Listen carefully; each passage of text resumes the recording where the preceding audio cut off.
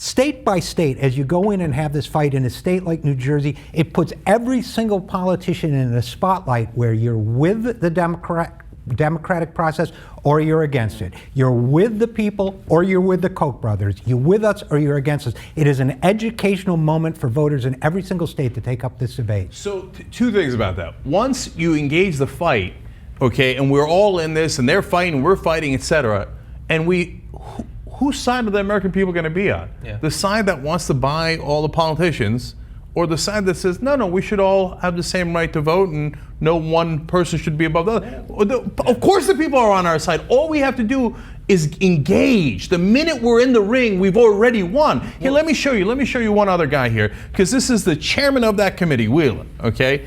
And so you think, well, the problem is the politicians, right? At the national level, you're absolutely right. But listen to this guy at the state level and what his concerns are. Watch this.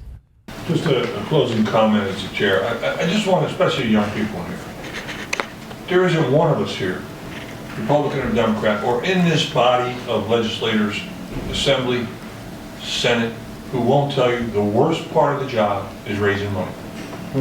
We hate it, but it's necessary, okay?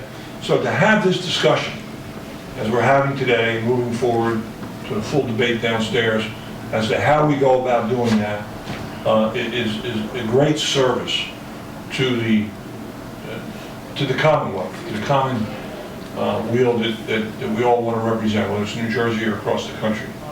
None of us like begging. And frankly, I don't know which is worse.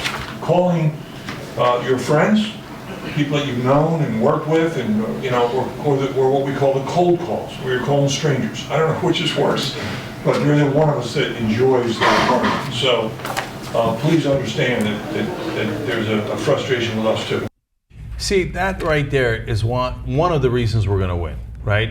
Because they want us to free them from their shackles. Yeah. He said it. Almost every politician we talk at the state level to says the same thing.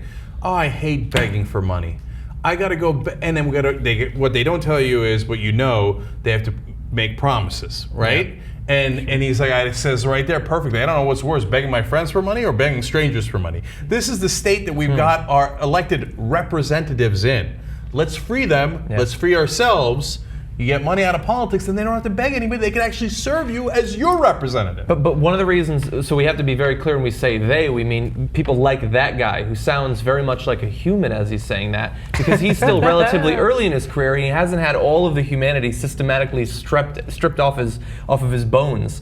Like, they want to be stripped of the necessity to go for the money. But if you talk to like Mitch McConnell or John Boehner, they would probably prefer not to make the calls, but they don't want a system where you don't have to raise money, because they know they've got absolutely nothing other than their fundraising ability that's keeping them in office. There's no principles, there's no intelligence, there's no open-mindedness. If you took away the money, they would just be empty, old, wrinkly husks, and they know that. That's why they will fight this amendment. And they don't have to make the calls, because at that level, they get the calls. Or you can be Chris Christie and just get one, Sheldon Adelson, to give you all the, you name it. Newt Gingrich had his sponsor too, So, they tell people when they get elected to Congress in the orientation, Democratic orientation, expect to spend 4 hours a day, at least, fundraising. 4 hours a day on the phone, raising money. Now, some of those people went to Washington because they were idealistic and wanted to do something for America.